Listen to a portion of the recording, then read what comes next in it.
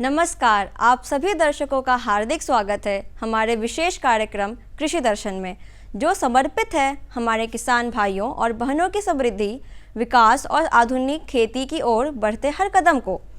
इस मंच के माध्यम से हम लाते हैं खेती से जुड़ी ज़रूरी खबरें, मंडी के ताज़ा भाव, मौसम का हाल, नई तकनीकों की जानकारी, विशेषज्ञों की सलाह और साथ ही प्रेरणादायक कहानियाँ भी। तो आइए शुरुआत करते हैं आज के अंक की और सबसे पहले नजर डालते हैं हमारे पहले सेगमेंट पर, खबरें खेती की। नमस्कार किसान भाइयों और बहनों, खबरें खेती की के इस विशेष अंक में आपका हार्दिक स्वागत है। मैं हूं अपराजिता और आज हम लाए हैं खेती किसानी से जुड़ी वो तमाम जरूरी खबरें जो आपके खेत खलिहानों से लेकर मंडी और मौसम तक सीधा असर डालती हैं। आज के इस अंक में हम जानेंगे रूट सेठी हाजीपुर में चल रहे कृषि उद्यमी प्रशिक्षण की अहम बातें, बिहार सरकार की NLM मुर्गी पालन योजना, प्रूनिंग मशीन का उपयोग, मिट्टी जांच की तकनीक, एक प्रगतिशील किसान की सफलता की कहानी और उन्नत छिम्मी यानी मटर की किस्में। इसके साथ ही जानेंगे मंडियों के भाव और मौसम का हाल। तो आइए सबसे पहले नजर डालते हैं आज के मुख्य समाचारों पर। रूट सेठी हाजीपुर में ग्रामीण युवाओं को कृषि उद्यमिता और जैविक तकनीकों का प्रशिक्षण जारी। बिहार की NLM योजना के तहत किसानों को 45 मुर्गी चूजों का वितरण और वित्तीय सहायता। प्रूनिंग मशीन से फलदार पेड़ों की कटाई, आकार सुधार और उत्पादन में वृद्धि। मिट्टी जांच से उर्वरक प्रबंधन में सुधार और फसल उत्पादन बढ़ाने की सलाह। रूट सेठी हाजीपुर में कृषि उद्यमी प्रशिक्षण तेजी से आगे बढ़ रहा है, जहां ग्रामीण युवा रोज नई तकनीकें सीख रहे हैं। उच्च उत्पादन वाली फसलों से लेकर वर्मी कंपोस्ट, जैविक खाद, मिट्टी की उर्वरता और लाभकारी सूक्ष्म जीवों तक, साथ ही डेयरी प्रबंधन, बकरी, भेड़, सूकर, खरगोश और पोल्ट्री पालन जैसी आजीविका आधारित तकनीकों का भी प्रशिक्षण दिया जा रहा है। इस प्रशिक्षण की खासियत यह है कि युवाओं को सिर्फ सिद्धांत नहीं बल्कि हाथ पर काम का अनुभव भी मिलता है। निःशुल्क आवास, भोजन, अध्ययन सामग्री और नियमित मार्गदर्शन से उनका आत्मविश्वास बढ़ रहा है। प्रशिक्षण पूरा होने के बाद 2 वर्ष तक फॉलो अप सपोर्ट और उद्यम स्थापित करने में मदद यह केंद्र एक मजबूत सहयोगी प्रणाली बनाता है। बिहार सरकार की NLM योजना के तहत जिले में मुर्गी पालन को बढ़ावा देने के लिए किसानों को आर्थिक और तकनीकी सहायता दी जा रही है। इस योजना के अंतर्गत 28 दिनों के 45 मुर्गे चूजों का वितरण किया जा रहा है, जिनमें अंडा देने वाली नस्लें भी शामिल हैं। सामान्य वर्ग के किसानों को प्रति चूजा 10 रुपए की दर से सहायता दी जा रही है, जबकि अनुसूचित जाति और अनुसूचित जनजाति वर्ग के 480 से 480 लाभार्थियों को इस योजना का लाभ मिल रहा है। पशुपालन विभाग का कहना है कि इस योजना का मुख्य उद्देश्य ग्रामीण क्षेत्रों में मुर्गी पालन को एक स्थायी आय का स्रोत बनाना है और किसानों की आमदनी में निरंतर वृद्धि करना है। अधिक जानकारी और लाभ के लिए किसानों को अपने नजदीकी पशुपालन अधिकारी से संपर्क करने की सलाह दी गई है। गरीब तबके के लोगों के लिए NLM योजना लाई है, जिसके अंतर्गत अंडा देने वाली मुर्गियों का चिक्स का वितरण किया जाता है, जिनका 28 दिवसीय बर्ड्स होता है। मतलब 28 दिन का जब बच्चा होता है तो सरकार ने इस बच्चे को गरीबों के बीच में बांटने का उद्देश्य किया है, जिसमें कि मात्र 10 रुपया उनके द्वारा लिया जाता है। प्रूनिंग मशीन आज के समय में किसानों के लिए एक अत्यंत उपयोगी कृषि उपकरण बनती जा रही है। इस मशीन की सहायता से पेड़ों की अनावश्यक और सूखी शाखाओं को आसानी से काटा जा सकता है, जिससे पेड़ों की सही वृद्धि होती है और उत्पादन क्षमता बढ़ती है। फल और सब्जियों की कटाई भी प्रूनिंग मशीन से तेज और सुरक्षित हो जाती है, जिससे समय और श्रम दोनों की बचत होती है। इसके अलावा खेतों में उगे खरपतवार को नियंत्रित करने और पेड़ों को उचित आकार देने में भी यह मशीन मददगार साबित होती है। प्रूनिंग मशीन के नियमित उपयोग से फसल की गुणवत्ता में सुधार होता है और अंततः किसानों की आय बढ़ती है। खेती शुरू करने से पहले किसानों को सलाह है कि मिट्टी की जांच अवश्य करें। मिट्टी जांच से यह स्पष्ट हो जाता है कि उनमें कौन से पोषक तत्व उपलब्ध हैं और किन की कमी है। इससे किसान सही उर्वरकों का चयन कर पाते हैं और संतुलित पोषक देकर बेहतर फसल प्राप्त करते हैं। मिट्टी जांच नजदीकी प्रयोगशालाओं में आसानी से कराई जा सकती है और इसके आधार पर खेती की रणनीति में सुधार लाया जा सकता है।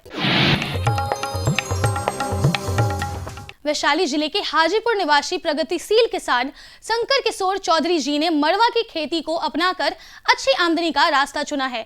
वे बताते हैं कि मड़वा मोटे अनाज की श्रेणी में आता है और इसकी सबसे बड़ी खासियत यह है कि इनमें कम पानी की आवश्यकता होती है और कीटों का प्रकोप भी ना के बराबर होता है। बाजार में मड़वा की मांग लगातार बनी रहती है, जिससे किसानों को बेहतर दाम मिलते हैं। शंकर किशोर चौधरी ने मड़वा की खेती के साथ साथ सब्जी उत्पादन भी किया है, जिससे उनकी कुल आय में उल्लेखनीय वृद्धि हुई है। उनका मानना है कि मड़वा जैसी फसलें छोटे और सीमांत किसानों के लिए एक लाभदायक विकल्प साबित हो सकती है। ये मरुआ सुखा रहे हैं।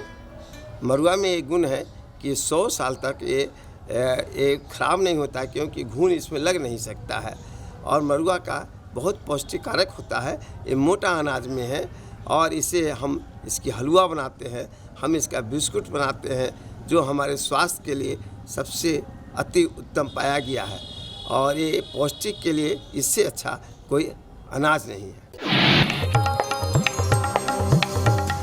उन्नत छिम्मी यानी मटर की उन्नत किस्में किसानों को कम समय में अधिक पैदावार देने में सक्षम है और ये कई प्रमुख रोगों और कीटों के प्रति प्रतिरोधी भी होती है। आरकेल किस्म हरी मटर के लिए जानी जाती है, जो जल्दी तैयार होती हैं और बाजार में अच्छी इसकी मांग रहती है। वहीं VNR 332 रानी और VR 338 काशी गौरव जैसी किस्में बेहतर उपज के साथ कीटों का प्रभाव भी कम झेलती हैं। इन उन्नत किस्मों में अपना कर किसान न केवल गुणवत्ता वाली फसल प्राप्त कर सकते हैं, बल्कि उत्पादन बढ़ाकर अच्छा मुनाफा भी कमा सकते हैं। चलिए जानते हैं पटना अनाज मंडी में अनाजों के ताजा बाजार भाव। लोकल गेहूं 4000 रुपए प्रति क्विंटल, सरबती गेहूं 4600 रुपए प्रति क्विंटल, MP गेहूं 4500 रुपए प्रति क्विंटल, उसना चावल 7000 रुपए प्रति क्विंटल, सोनम चावल 7500 रुपए प्रति क्विंटल, सुपर चावल 8000 रुपए प्रति क्विंटल, अरवा सुपर चावल 11000 रुपए प्रति क्विंटल। आज मौसम सामान्यतः शुष्क और हल्का ठंडा रहने की संभावना है। दिन का अधिकतम तापमान 25 से 27 डिग्री के बीच और न्यूनतम तापमान 12 से 14 डिग्री रहने का अनुमान है। सुबह के समय कुछ जिलों में हल्की धुंध या कोहरा छा सकता है, जिससे दृश्यता प्रभावित हो सकती है। हवा की गति हल्की रहेगी, जिससे ठंडक का प्रभाव थोड़ा बढ़ेगा। किसान भाइयों को सलाह है कि सब्जियों और नई पौधों को ठंड से बचाने के लिए हल्की सिंचाई करें और यदि आवश्यक हो तो मल्चिंग का उपयोग करें। गेहूं की फसल में समय और सिंचाई दोनों का ध्यान रखें। तो ये थी आज की प्रमुख खेती बाड़ी से जुड़ी खबरें, मंडियों के ताज़ा भाव और मौसम का पूर्वानुमान। साथ ही हमने जानी कुछ नई तकनीकें और मशीनें जिनसे खेती और पशुपालन को और अधिक सशक्त और लाभकारी बनाया जा सकता है। और हाँ, हमें मिली एक किसान की प्रेरणादायक सफलता की कहानी भी, जिसने साबित किया कि परंपरागत खेती भी अगर सही तरीके से की जाए तो बेहतर मुनाफा और पहचान दोनों मिल सकते हैं। अब समय है हमारे अगले सेगमेंट का, जिसमें हम जुड़ेंगे एक और महत्वपूर्ण जानकारी के साथ। यह विषय न सिर्फ खेती किसानी से जुड़े लोगों के लिए महत्वपूर्ण है, बल्कि इससे जुड़ी बातें आने वाले समय में नए अवसरों के द्वार भी खोल सकती है। तो आइए विस्तार से समझते हैं इस विषय को हमारे विशेषज्ञ के माध्यम से। नमस्कार किसान भाइयों बहनों, बहुत स्वागत है आपको और आपकी आर्थिक समृद्धि को समर्पित इस कार्यक्रम कृषि दर्शन में। दर्शकों, हमें प्रकृति से हमारा भोजन कई रूप में प्राप्त होता है। पेड़ पौधे और उनके हिस्सों के बारे में तो हम जानते ही हैं। इनके अलावा प्रकृति में यत्र तत्र उगने वाले कुछ ऐसे जीव हैं जिनका सेवन बड़े पैमाने पर हम अपने भोजन के रूप में करते हैं और वो बहुत पौष्टिक भी होते हैं। ऐसा ही एक जीव है कुकुरमुत्ता, जिसे हम खुम्बी या अंग्रेज़ी में मशरूम भी कहते हैं। आज के अंक में हमारी चर्चा इसी मशरूम या कुकुरमुत्ते के आसपास केंद्रित होगी। मशरूम के विषय पर चर्चा करने के लिए हमारे साथ जुड़े हैं डॉक्टर प्रभात। आप पौधा रोग वैज्ञानिक हैं पान अनुसंधान केंद्र इस्लामपुर में। सर, बहुत स्वागत है आपका। और आज हम मशरूम की खेती पर चर्चा करने वाले हैं, विशेष तौर पर इस खेती में रोग प्रबंधन कैसे किया जाए मशरूम की फसल का, इस पर ज़्यादा ध्यान देंगे हम। पर चूँकि चर्चा की शुरुआत हमें लगता है इस बात से होनी चाहिए कि मशरूम के कौन से प्रभेद, कौन सी किस्मों की खेती हमारे प्रदेश में की जाती है और उसकी संभावनाएं क्या-क्या हैं। किसान भाई, मशरूम की जो आप उत्पादन करते हैं वो अलग अलग प्रभेद को हम लगाकर पूरे वर्ष जो है मशरूम के उत्पादन कर सकते हैं।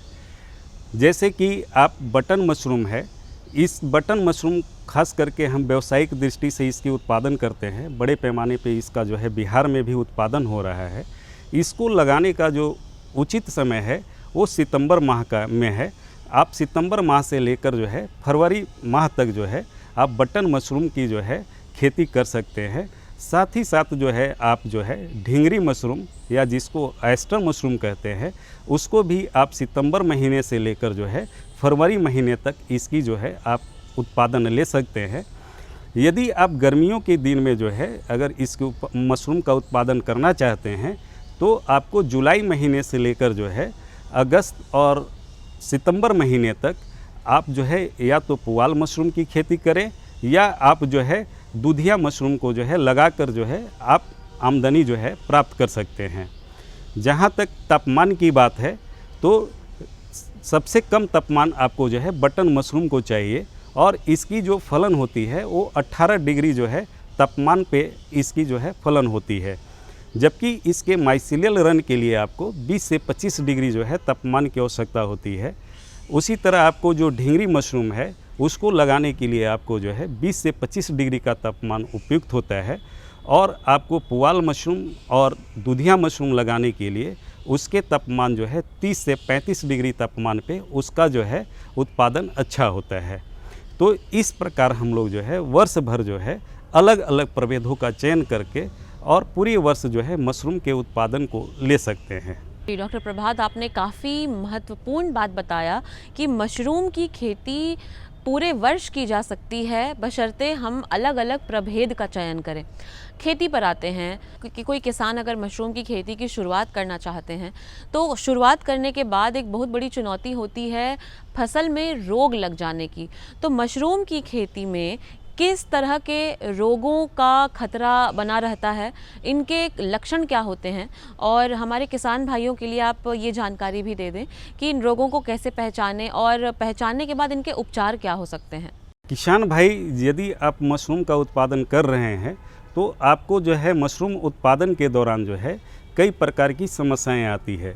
जैसे जो है मशरूम के फसल में जो है आपका रोग का लग जाना, तो इसमें जो मुख्य रूप से जो रोग लगते हैं वो दूसरे फफूंद के कारण उसमें जो है होते हैं। जैसे मशरूम में जो है एक बीमारी है जिसको हम लोग जो है ड्राई बबल्स बोलते हैं। इसमें मशरूम का जो कैप्स होता है जिसको छतरी बोलते हैं वो सूख जाता है और वो लेदरी टाइप का हो जाता है, जिसको हम लोग जो है ड्राई बबल कहते हैं। उसी तरह इसमें एक दूसरी बीमारी होती है जो वो भी फफूंद के कारण होती है, जिसको हम लोग जो है वेट बबल कहते हैं। इसमें एक माइकोगोन नामक जो है फफूंद के कारण उसके जो छतरी होते हैं, जो बटन मशरूम के जो छतरी हैं वो गल जाता है और उसके जो मशरूम के जो माइसीलियम हैं उसके ऊपर जो है कई बार जो है फंगस के जो है माइसीलियम जो है दिखते हैं और उसकी ग्रोथ को प्रभावित करता है, जिससे मशरूम की साइज़ भी छोटा हो जाता है और उसके जो कैप है उसकी गुणवत्ता खराब हो जाती है। एक इसमें और भी जो है समस्या आती है कि जब आप मशरूम को हार्वेस्ट करते हैं और आप उसकी पैकेजिंग करने के बाद जब आप बाज़ार में ले जाते हैं तो उस दौरान इसमें एक जीवाणु जनित जो है बीमारी होता है, जिसको हम लोग जो है बैक्टीरियल स्क्रॉच बोलते हैं। इसमें क्या होता है कि कैप के ऊपर, छतरी के ऊपर जो है हल्के भूरे रंग के जो है, गीले रंग के जो है धब्बे उस पे बनते हैं, जिससे मशरूम की गुणवत्ता जो है ख़राब होती है। अब सबसे जो ज़रूरी बात ये है कि हमको जो है इन बीमारी से कैसे जो है मशरूम को बचाएं। तो हमें जो है शुरुआती समय से ही जो है मशरूम लगाने के वक्त से ही कि कई बातों का ध्यान रखना होता है। जैसे आप मशरूम के बीज को स्पॉन कहा जाता है, और आप जब भी स्पॉन खरीदें तो इन चीज़ों का ध्यान रखें कि स्पॉन आपका काफ़ी पुराना नहीं हो, फ्रेश मशरूम की बीज होने चाहिए और उसमें किसी प्रकार के धब्बे नहीं होनी चाहिए। तो पहला संक्रमण जो आता है आपके स्पॉन से आता है। दूसरी जो ध्यान रखने वाली बातें यह है कि आप उस बीज को आप जो है कंपोस्ट पे लगाते हैं, तो कंपोस्ट भी जो है पूरी तरह से उपचारित होनी चाहिए, तभी जो है उस पर बीमारी नहीं आएगा। अगर आपने कंपोस्ट का पाश्चराइजेशन अच्छी तरीके से नहीं किया है तो इस प्रकार के फफूंद की बीमारियां आती है। अगला कई कारण ये भी होता है कि जिस कक्ष में हम मशरूम को लगाते हैं उसको मशरूम कक्ष कहा जाता है, और उसमें किसी प्रकार के जो है धूल वगैरह का जो है प्रवेश नहीं होना चाहिए, नहीं तो डस्टिंग के कारण जो है भी ये फंगस का जो है इन्फेक्शन यानी संक्रमण जो है उसमें होता है। साथ ही साथ इन बातों का भी ध्यान रखें कि मशरूम के फलन के दौरान जो आपका मशरूम कक्ष की जो खिड़कियां हैं उसको हवादार बना के रखें, और खिड़कियों के ऊपर जो है हम जाले लगाते हैं, जिसके कारण मशरूम के कक्ष में जो विभिन्न प्रकार के जो मक्खियां होती हैं जो हमारे मशरूम के फसल को दूषित करती हैं उनसे बचाव होता है। तो खिड़कियों के ऊपर जो है नेट के जाले लगा देने से आप मक्खियों से सुरक्षित जो है आपकी फसल होती है।